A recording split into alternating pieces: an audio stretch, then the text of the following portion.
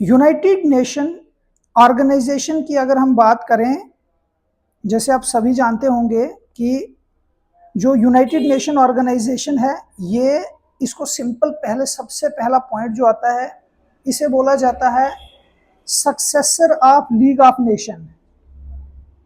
Successor of league of nation. इससे पहले एक ऑर्गेनाइजेशन हुआ करती थी जिसका नाम था लीग ऑफ नेशन। ये आफ्टर फर्स्ट वर्ल्ड वॉर, जब हमारा पहला वर्ल्ड वॉर हुआ था, आफ्टर फर्स्ट वर्ल्ड वॉर 1920 में पहला वर्ल्ड वॉर हमारा चला था। 1900 सभी को पता होगा, 14 से लेकर 1919 तक। जब ये वर्ल्ड वॉर खत्म हुआ था, इसके बाद 1920 में एक ऑर्गेनाइजेशन सेटअप की गई थी, जिस ऑर्गेनाइजेशन का नाम था लीग ऑफ नेशन। और ये ऑर्गेनाइजेशन जो है, इसे बोला जाता है successor of league of nation. तो यूनाइटेड नेशन एक इंटरनेशनल ऑर्गेनाइजेशन है, ये लीग ऑफ नेशन की सक्सेसर है। सबसे पहला क्वेश्चन हमारे पास है, ये ऑर्गेनाइजेशन कब बनाई गई? सबसे पहला पॉइंट आता है यूनाइटेड नेशन ऑर्गेनाइजेशन को कब बनाया गया। आपको अगर थोड़ा सा कंसेप्ट बता दिया जाए तो 26 जून 1945 सेकंड वर्ल्ड वॉर चल रहा था। उस वक्त यूएसए के एक प्रेसिडेंट थे जिनका नाम था, यूएसए का प्रेसिडेंट जिसका नाम था रूजवेल्ट। इंपॉर्टेंट क्वेश्चंस हैं, पूछा जाता है कि यूनाइटेड नेशन ऑर्गेनाइजेशन जो यूएनओ है, इसका नाम किसने दिया था, मतलब इसका कंसेप्ट किसने दिया था? उस वक्त यूएसए के प्रेसिडेंट थे जिसका नाम था रूजवेल्ट। आइडिया किसका था, यह क्वेश्चन पूछा जाता है। आइडिया ऑफ यूनाइटेड नेशन किसका था? तो याद रखना, रूजवेल्ट का आइडिया था। 26 जून 1945 में एक चार्टर साइन किया गया, जिस चार्टर में लगभग 50+1 नेशन ने हिस्सा लिया। और फाइनली जो है वो 24 अक्टूबर 1945 में यूनाइटेड नेशन ऑर्गेनाइजेशन को सेटअप किया गया। तो सबसे पहला क्वेश्चन था, यूनाइटेड नेशन ऑर्गेनाइजेशन कब बनाएगी? 1945। डेट याद रखें, 24 अक्टूबर 1945 को यूनाइटेड नेशन ऑर्गेनाइजेशन बनाएगी। 26 जून 1945 को 50+1 नेशन ने एक चार्टर साइन किया था, और किसके आइडिया पे? यूएसए के प्रेसिडेंट रूजवेल्ट का आइडिया था। एक साइड वो सेकंड वर्ल्ड वॉर चल रहा था, तो जो लीग ऑफ नेशन थी वो टूट चुकी थी, तो उसका सक्सेसर में यूनाइटेड नेशन ऑर्गेनाइजेशन को बनाया गया। तो इसमें 3-4 तरह के क्वेश्चंस आपको पूछे जा सकते हैं। तो सेकंड क्वेश्चंस आपके सामने आता है, क्वेश्चंस है where is the headquarter of United Nation located? बोलता है यूनाइटेड नेशन के हेडक्वार्टर कहां लोकेटेड है। तो यूनाइटेड नेशन के हेडक्वार्टर, आप जल्दी से इस पे कमेंट कर सकते हैं कि यूनाइटेड नेशन के हेडक्वार्टर कहां पर है। जो भी ये क्वेश्चंस हम डिस्कस कर रहे हैं, मोस्ट इंपॉर्टेंट क्वेश्चन है, एग्जाम बेस पे आने वाले क्वेश्चन है। जेकेपी, जेके, एसएसबी, एसएससी, सीजीएल, किसी भी गवर्नमेंट जॉब की एग्जाम की अगर आप तैयारी करते हैं, जैसे आपको पता है कि हमारा जो एमसीक्यू सीरीज स्टार्ट हुई है, ये उसी का पार्ट जो है वो आज हम डिस्कस कर रहे हैं यूएनओ में। तो चलिए इस पर अगर हम बात करते हैं, बोलता है यूनाइटेड नेशन और के हेडक्वार्टर्स कहां लोकेटेड है, तो याद रखिए ये है न्यूयॉर्क सिटी यूएसए में। यूनाइटेड नेशन हेडक्वार्टर जो है वो न्यूयॉर्क सिटी यूएसए में है। इसमें अगर ये आप याद रखोगे, यहां पर इसका याद रखना, इसमें यूनाइटेड नेशन के अंदर जो ऑर्गेनाइजेशन आती है, जैसे WTO, WHO, World Health Organization, जो कभी आगे डिस्कस करेंगे जब इन पर क्वेश्चंस आएंगे, तो इनके हेडक्वार्टर हैं जिनेवा, स्विट्जरलैंड में। तो आपको पूछ सकता है, बताइए वर्ल्ड ट्रेड ऑर्गेनाइजेशन के हेडक्वार्टर कहां है? Geneva, Switzerland. World Health Organization के हेडक्वार्टर कहां है? Geneva, Switzerland. लेकिन अगर पूछा यूनाइटेड नेशन के हेडक्वार्टर कहां है, तो न्यूयॉर्क सिटी यूएसए में। तो चलिए क्वेश्चन थर्ड, बहुत से क्वेश्चन इसके साथ हम डिस्कस करते हैं। एमसीक्यू सीरीज बहुत जरूरी होती है किसी भी बच्चे के लिए जब वो एग्जाम की तैयारी करते हैं। तो चलिए उसके बाद क्वेश्चन आता है, क्वेश्चन नंबर थर्ड, बोलता है how many member states are currently part of United Nation? Most important question, अभी हमने डिस्कस किया, इसका कमेंट में आप आंसर दे सकते हैं, आपके अकॉर्डिंगली क्या आंसर है। अभी हमने डिस्कस किया कि जब 1945 में यूएनओ को बनाया गया था, 50+1 नेशन ने इसमें हिस्सा लिया था, ये इसके मेंबर थे। अब आज बोल रहा है करंटली इस वक्त इसके कितने मेंबर्स हैं, तो याद रखें 193। यूनाइटेड नेशन में इस वक्त 193 मेंबर्स हैं। और बहुत बार ये क्वेश्चन पूछा जा सकता है, पूछा गया है लास्ट मेंबर कौन था, इसका लास्ट मेंबर कौन सा ज्वाइन हुआ था। तो लास्ट मेंबर में यह है 2011 में साउथ सुदन जो कंट्री है इसने यूएनओ को ज्वाइन किया था। आखिरी मेंबर, लास्ट मेंबर क्वेश्चन पूछा जा सकता है। देखो या तो क्वेश्चन आता है फर्स्ट या आता है लास्ट। फर्स्ट में हम बात करेंगे तो 50+1 नेशन थे और 50+1 नेशन में India is also member of 50 members में इंडिया भी इसमें काउंट था। उस वक्त 1945 इंडिया जो है वो आप सभी जानते हैं कि हाँ अंग्रेजों की हुकूमत थी, अंग्रेजों का राज था उस टाइम। तो उस वक्त जो है वो वहां गए थे, तो मतलब इंडिया भी इसका मेंबर था, फाउंडर मेंबर कहलाता है। और 2011 में इसका उसके बाद ज्वाइन करते गए, मेंबर्स बढ़ते गए। 2011 में 192 मेंबर थे, तो आखिरी मेंबर साउथ सुदन ने ज्वाइन किया, तो यूनाइटेड नेशन में 193 मेंबर्स है। अगर क्वेश्चंस अच्छे लग रहे हैं, मजा आ रहा है, तो वीडियो को लाइक शेयर और कमेंट जरूर कीजिए। हर क्वेश्चंस के नीचे बच्चों का कमेंट आना चाहिए। उससे क्या होता है कि हमें पता चलता है कि बच्चे पढ़ रहे हैं, कितनी अपनी तैयारी रख रहे हैं, और आपको खुद भी चेक करना चाहिए कि हमारे कितने क्वेश्चन सही जा रहे हैं, कितने गलत जा रहे हैं।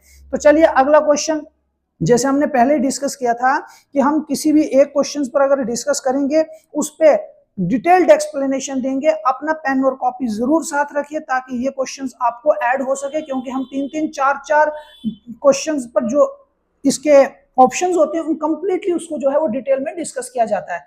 तो चलिए नेक्स्ट क्वेश्चन हमारे पास आता है, what is the main purpose of United nation.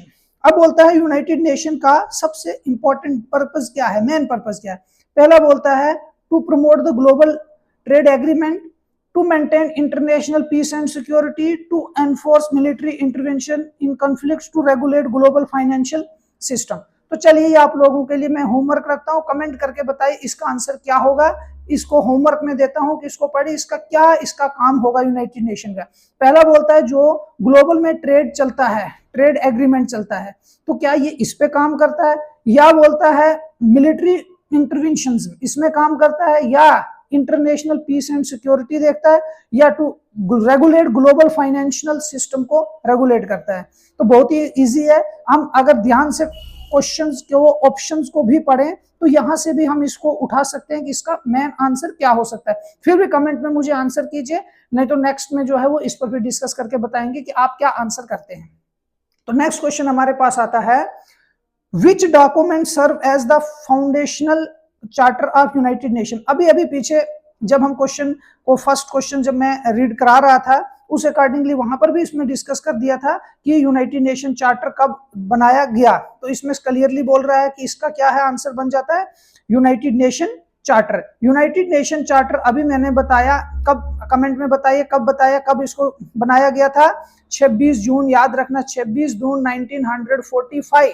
26 जून मतलब यही मंथ, जून का महीना। आज भी हम ये जून में ही इस लेक्चर को ले रहे हैं। आज 1 जून है, 2 जून है, आई थिंक शायद आज 2 जून है।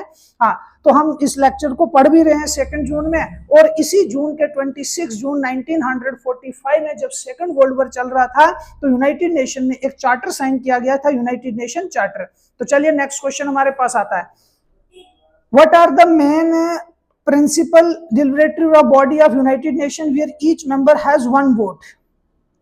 अब बोलता है यूनाइटेड नेशन में कौन सा ऐसा ऑर्गन, यूनाइटेड नेशन की अगर हम बात करेंगे इसके 6 ऑर्गन्स होते हैं। यूनाइटेड नेशन के 6 ऑर्गन्स हैं, 6 ऑर्गन्स हैं। कौन कौन से हैं, राइट डाउन कर सकते हैं। जैसे यूनाइटेड नेशन में अगर हम बात करें 4 तो यहीं पर हमारे पास दिया हुआ, एक है जनरल असेंबली, दूसरा है सिक्योरिटी काउंसिल, तीसरा है इंटरनेशनल कोर्ट ऑफ जस्टिस, चौथा है सेक्रेटरीट। अब 2 ऑर्गन और इसमें आते हैं, जो एक आता है ट्रस्टशिप काउंसिल, एक आता है economic and social council, economic and social council. 4 हमारे पास आ गए, general assembly, security council, secretariat, international Court of justice. और 2 आते हैं, एक आता है ट्रस्टशिप काउंसिल और एक आता है इकोनॉमिक एंड सोशल काउंसिल। इसके टोटल 6 ऑर्गन्स हैं किसके, यूनाइटेड नेशन के। अब यहां हमारे पास जो क्वेश्चन पूछा है वो बोलता है बताओ ऐसा कौन सा ऑर्गन है जिसमें जहां पर हर मेंबर का एक वोट रखा जाता है, तो दैट इज जनरल असेंबली। जितने भी यूनाइटेड नेशन ऑर्गेनाइजेशन के मेंबर्स हैं, जैसे 193 मेंबर्स हैं, और इनका हर एक मेंबर का यहां पर एक वोट होता है इसमें जनरल असेंबली में 193। नेक्स्ट अगर जाएंगे, बोलता है which organ of United Nation is responsible for maintaining peace and security. Most important organ, peace and security. अब पीस एंड सिक्योरिटी का काम क्या है? देखो, क्वेश्चंस को अगर ध्यान से पढ़ें तो आंसर हमें यहीं से मिल जाता है। वो है हमारा आंसर, इसका बनता है सिक्योरिटी काउंसिल। सिक्योरिटी काउंसिल जो है वो यूनाइटेड नेशन ऑर्गेनाइजेशन का वो ऑर्गन है जिसको रिस्पॉन्सिबिलिटी दी हुई है पीस एंड सिक्योरिटी को मेंटेन करना। सिक्योरिटी काउंसिल में 15 मेंबर्स होते हैं। अब ध्यान से सुने, आगे फिर इस पे क्वेश्चंस आएंगे। सिक्योरिटी काउंसिल में 15 मेंबर्स होते हैं। 15 में से 5 मेंबर्स और 10 मेंबर, 2 में डिवाइड किया हुआ है 15 को। 5 मेंबर जो हैं ये परमानेंट मेंबर होते हैं सिक्योरिटी काउंसिल में, ये परमानेंट होते हैं, और ये 10 जो होते हैं ये नॉन परमानेंट मेंबर होते हैं। जो 5 हमारे परमानेंट मेंबर होते हैं, ये जिनको परमानेंटशिप दी हुई है, और जो नॉन परमानेंट मेंबर होते हैं, ये नॉन परमानेंट मेंबर 2 साल के लिए इलेक्ट किए जाते हैं। इनका टेन्योर होता है 2 ईयर के लिए। और ये कहां से इनका वोटिंग होती है, कहां से इलेक्ट किए जाते हैं? ये जनरल असेंबली से ही इलेक्ट किए जाते हैं, जनरल असेंबली से।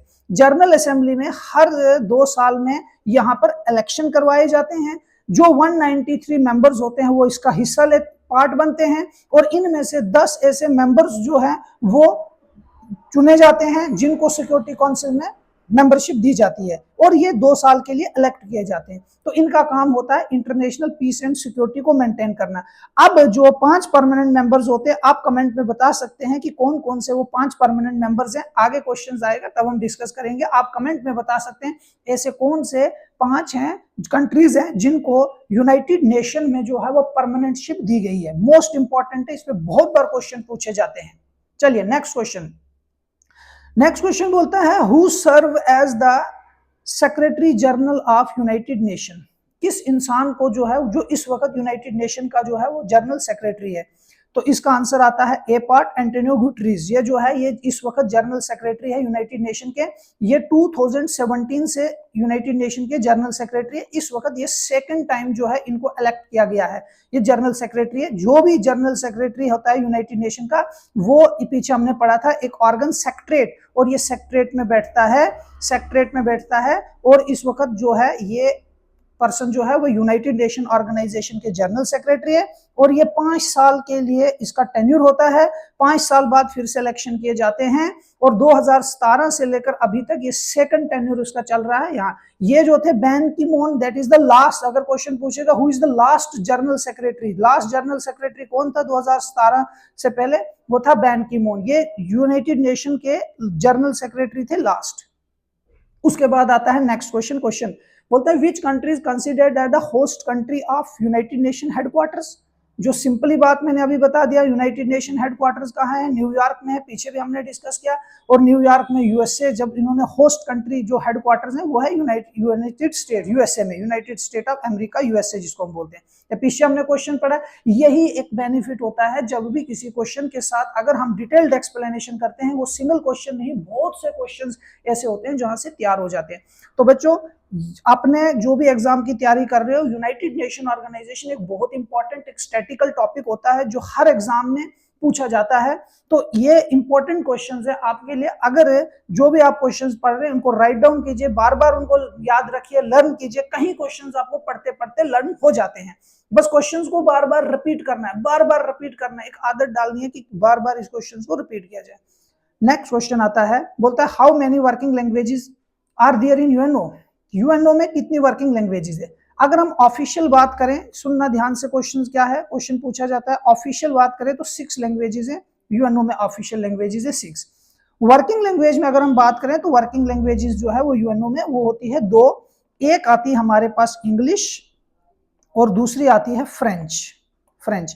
ये वर्किंग लैंग्वेजेस है। ऑफिशियल लैंग्वेजेस हमारी 6 हैं, 2 तो यही आ गई, 4 और आ जाती है इसमें। आप मुझे कमेंट में बता सकते हैं वो 4 कौन कौन सी ऑफिशियल लैंग्वेजेस हैं किसकी? यूएनओ की।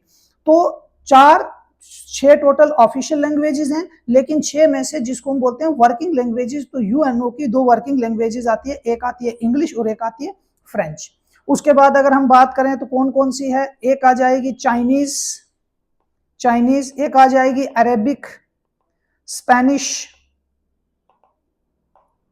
Chinese, English, Arabic, French, Spanish, ये हमारी लैंग्वेजेस आ जाती है यूएनओ की। ठीक है, तो वर्किंग में पूछा गया था, तो वर्किंग में कितनी है, 2 हैं। नेक्स्ट क्वेश्चन हमारे पास आता है, which of the following is not permanent member of UNO, इनमें से कौन सा परमानेंट मेंबर नहीं है यूएनओ में। पीछे हमने पढ़ा था कि आगे क्वेश्चन में डिस्कस करेंगे, यूएनओ के 5 परमानेंट मेंबर हैं, जिस टाइम यूएनओ बनाया गया था इन्हें परमानेंटशिप दी गई है, और उनमें से फ्रांस भी है। जैसे अगर हम बात करेंगे कौन कौन से हैं, रशिया, यूके, फ्रांस, चाइना और यूएसए, ये 5 हैं। कौन कौन से हैं, चाइना, यूएसए, रशिया, यूके और फ्रांस। ये 5 जो हैं ये परमानेंट मेंबर हैं, याद रखें पीछे क्वेश्चन में बोला था, तो ये आपके 5 परमानेंट मेंबर हैं, 4 आपके ऑप्शन में दिए हुए हैं, 3 और ये आगे 2 चाइना और यूएसए। ये परमानेंट, जब भी यूएनओ बनाया गया था इन्हें परमानेंटशिप दी गई थी। तो इसमें से कौन सा है जो यूएनओ का परमानेंट मेंबर नहीं है, वो है जर्मनी। जर्मनी जो है वो यूएनओ का परमानेंट मेंबर नहीं है, क्योंकि परमानेंट में 5 मेंबर्स हैं। याद रखिए, बार बार इसको रिपीट कीजिए, बहुत बार क्वेश्चन पूछा जाता है कौन सा है कौन सा नहीं है। तो रशिया, फ्रांस, यूके, चाइना और यूएसए ये यूएनओ के परमानेंट मेंबर हैं। जब 1945 में यूएनओ बनाया गया, इन्हें परमानेंटशिप दी गई, इन्हें कुछ ऐसी कंडीशनें दी गई जिन पर इनको परमानेंटशिप मिली है। उसके बाद आता है non permanent member of security council elected for. देखो पीछे ये होता है, जब आप किसी क्वेश्चंस को डिटेल्ड एक्सप्लेनेशन करें हर ऑप्शंस के, तो क्वेश्चंस आपके तैयार होते हैं। अभी हमने पढ़ा कि जो नॉन परमानेंट मेंबर होते हैं, जो इलेक्ट किए जाते हैं सिक्योरिटी काउंसिल में, उनका टेन्योर कितना साल होता है, 2 ईयर। तो ये क्वेश्चन हमें वहीं अभी डिस्कस हमने पीछे किया था। नेक्स्ट क्वेश्चन आता है, बोलता है how many member are there in economic and social council. हमने पढ़ा था 6 ऑर्गन है, उसमें एक काउंसिल पढ़ा था हमने, एक ऑर्गन है जिसका नाम है इकोनॉमिक एंड सोशल काउंसिल। बोलता है इकोनॉमिक एंड सोशल काउंसिल में कितने मेंबर्स होते हैं, तो करेक्ट आंसर इसका है 54। इकोनॉमिक एंड सोशल काउंसिल में 54 मेंबर्स होते हैं, और ये 54 मेंबर्स जो होते हैं ये फॉर 3 ईयर्स के लिए जो है वो इलेक्ट किए जाते हैं। 3 साल इनका टेन्यूर होता है। सिक्योरिटी काउंसिल में जो मेंबर होते हैं ये इनका टेन्यूर 2 साल का होता है, और इकोनॉमिक एंड सोशल काउंसिल में जो मेंबर होते हैं इनका टेन्यूर 3 साल का होता है। और हर साल एवरी ईयर इलेक्शन कराए जाते हैं। ध्यान से सुने, एवरी ईयर जो है यहाँ पर इलेक्शन कराए जाते हैं। कितने इलेक्शन होते हैं, 1/3 ऑफ टोटल मेंबर, 1/3 के इलेक्शन होते हैं, और एवरी ईयर इनके 1/3 इलेक्शन होते हैं, और 1/3 जो है वो रिटायर्ड हो जाते हैं। मतलब 1/3 की अगर हम बात करें 18 हर साल नए 18 मेंबर आते हैं और पुराने 18 निकलते जाते हैं। 3 साल के लिए इनका जो होता है वो टेन्यूर होता है। ये पॉइंट याद रखना, ये बहुत बार पूछा जाता है कि इकोनॉमिक एंड सोशल काउंसिल में जो मेंबर होते हैं उनका टेन्यूर क्या होता है, टेन्यूर होता है 3 साल का। लेकिन हर साल में 1/3 इनका इलेक्शंस कराए जाते हैं। मतलब 1/3 का मतलब आ गया, 54 को 1/3 से करें तो 18 बनते हैं। हर साल 18 न्यू मेंबर ऐड होते हैं, और 18 जो होते हैं वो जो ओल्ड वाले जो होते हैं वो रिटायर्ड कर दिए जाते हैं यहां से।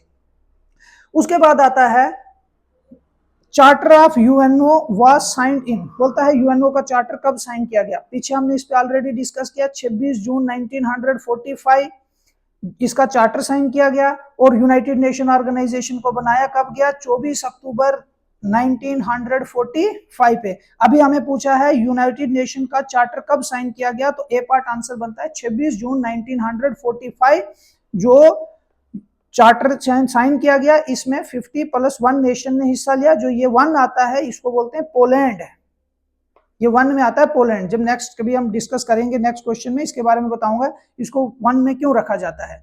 चलिए नेक्स्ट उसके बाद आता है हमारे पास headquarters of ICJ located in, ICJ most important question आता है, International Court of Justice, International Court of Justice, ICJ का मतलब होता है International Court of Justice. International Court of Justice जो है इसमें 15 जजेस होते हैं, कंसिस्ट ऑफ 15 जजेस। 3-4 क्वेश्चन इस पे आपके तैयार होते हैं, इसमें 15 जजेस होते हैं और इन 15 जजेस का जो टेन्योर होता है वो 9 साल का होता है। याद रखना आईसीजे में जो भी इंटरनेशनल कोर्ट ऑफ जस्टिस सबसे बड़ा कोर्ट जो है, इसमें जिस भी मेंबर को इलेक्ट किया जाता है उसका टेन्योर 9 साल के लिए होता है। 9 साल के लिए यहाँ पर जो है वो जज बना जाता है।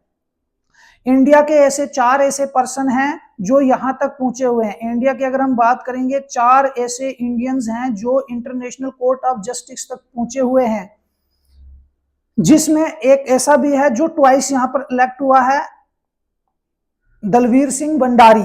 अगर हम बात करेंगे ये 4 ऐसे लोग हैं, 4 में से एक पर्सन है जिसका नाम है दलवीर सिंह भंडारी। ये ट्वाइस 2 बार यहां तक जो है पहुंचा हुआ इंटरनेशनल कोर्ट ऑफ जस्टिस में जजेस की सीट तक, और 9 साल के लिए टेन्योर होता है। और इसके हेडक्वार्टर जो होते हैं हीग नेदरलैंड में इसके हेडक्वार्टर होते हैं। सी पार्ट इसका आंसर बन जाता है, नेदरलैंड में इसके हेडक्वार्टर है, द हीग इसको बोलते हैं, नेदरलैंड में इसके हेडक्वार्टर्स हैं।